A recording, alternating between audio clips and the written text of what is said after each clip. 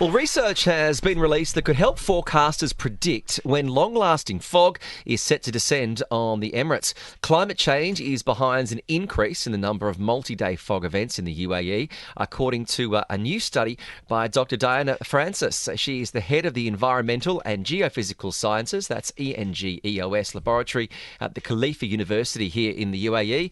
And Dr. Diana is joining us. So thank you very much for joining us on TSB this afternoon. Hi, good afternoon. Joining us on TSB this afternoon. Hi, good afternoon. Thank you for having me here. My pleasure. Dr. Diana, the first question obviously that comes to everyone's mind is that, a fog is not, it is very beautiful to see if you're not driving, but the result of this is not going to be very good for your health. Is that true? Well, for the health, no, but it's for the daily activity because of the disruption that this can cause. So as you know, fog will reduce visibility. So all traffics, both car traffic and airline traffic are affected with sometimes some delays, some reduction in speed limits on the road. Of course, this is for the safety of everyone. For the health, it's not proven that it can impact the health directly. This study that you undertook to see that fog in the UAE is more common because of climate change, it was published, it's been journal published in the Atmospheric Research. How has it been received from your peers? It was received with a kind of surprise. First, because not all researchers are aware of the frequent fog occurrence in the UAE because it's known to be a desert country with very dry climate, hot climate. But surprisingly, during winter, we can have up to 50 days of fog every year during the winter months, which is quite significant in terms of occurrence.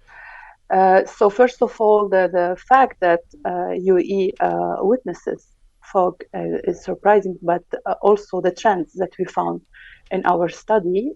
This study ran over 40 years, so it's a long-term study, not a single case study. Mm-hmm. And based on this, we were able to highlight the occurrence of more frequent, long-lasting events, meaning that the fog that occur more than 2 days. So my question was, in regards to fog being more common, is this that it's going to last longer on the days that it happens, or is there going to be more days that it occurs, or is it a combination of both? It's a combination of both.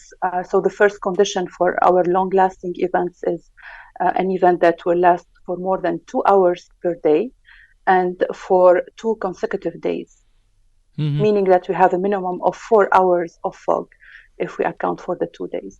Right. But you have events that can occur for 4 days, 3 days, up to 6 days in a row. Mm-hmm. So we've experienced fog, and as we've always said that we love fogs because it gives us a beautiful visibility from our balconies. A lot of social media posts go up on Instagrams and everything. So more likes, more views, and all of these things happen. But how does fog happen? And why are we saying that, hey, climate change is to be probably pointed out as the main reason for it? Yeah, interesting question. So to go to the basics, if we are to form fog, we need high humidity. Okay. And we need also some small particles that our eyes can't see. These are called aerosols. These are small solid particles that are found in the atmosphere. They are very small, so they are invisible to our eyes. Why these are important? Because they will serve as condensation nuclei for the water vapor. Mm-hmm. It's the same process when you have some condensation on the mirror, for example, in the bathroom. So it's the same for the atmosphere when we have these aerosols in the atmosphere and high level of humidity and corresponding temperature. So we can condensate the water vapor into droplets, and we form fog. Many droplets will form the fog cloud that we see. Now, the fog in the UAE is specific because we call it radiation fog. It's not like the fog that we see in coastal areas around the world, where the air masses are blocked, for example, by orography, so they form fog or low-level clouds. The fog here mainly forms over the desert, so it starts in the center of the country, and then it moves to coastal areas. Okay. Radiation fog, yeah, this is the process by which the surface will cool very faster than the atmosphere above it. And so it will help to condensate the water vapor. You know, when we hear that there's a change in the ecosystem like this because of climate change, is this something that we should be concerned about? Is this something that's going to drastically affect our environment and, you know, the produce and everything else that has a kick-on effect to a change like this? The effect that we relate to climate change is actually the increase in the amount of water vapor that is in the atmosphere. Sure. Why? Because a warmer atmosphere can hold much more water vapor than a cold one.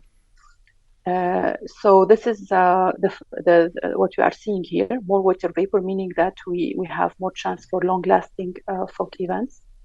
Now, regarding the impact of that, it's basically to have the information and to adapt to it in terms of operations, infrastructure, being prepared, and having the knowledge what's behind this kind of trends.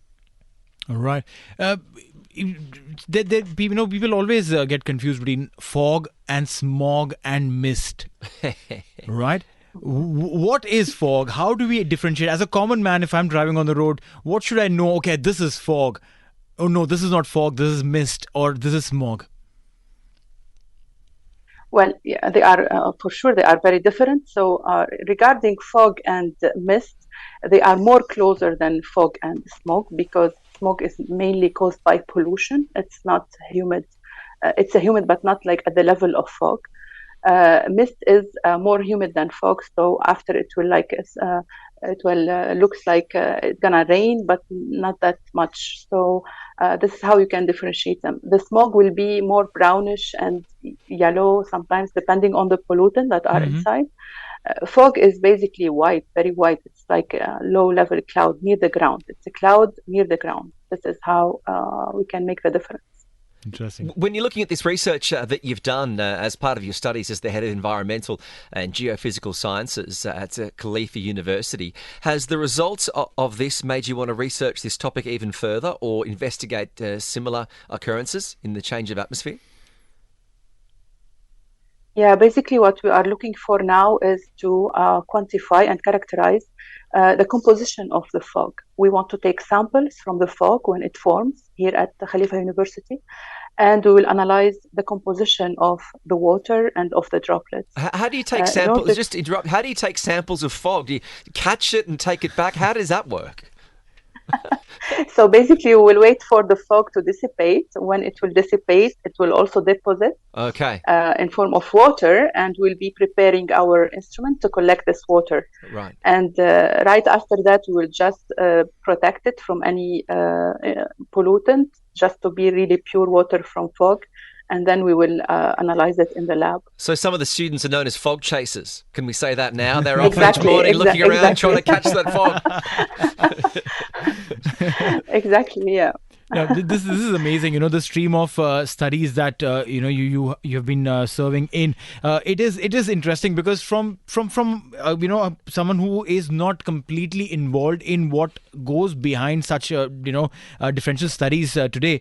For us, it's just an occurrence that's happening, gives us that feel that winter's around, or probably it might just get a little more cooler because we've seen fog. There is a serious consequence behind it, and probably something that one needs to worry about, if not be cautious about. Yeah, definitely. Actually, we do this because we want to be able to better forecast fog in order for any company that is worried about the traffic, the airline traffic and operations can actually have enough time to act before it occurs. But up to date, it's very difficult to predict the occurrence of fog, mainly because we don't know much about it. So that's why we are working here at KU to really improve our knowledge, scientific knowledge, and be able to build good models to predict it. Well, Dr. Diana Francis, congratulations on your research and obviously the success in how it's been received by your peers. And we look forward to hearing more stories about chasing fog and the results next time. Sure. Thank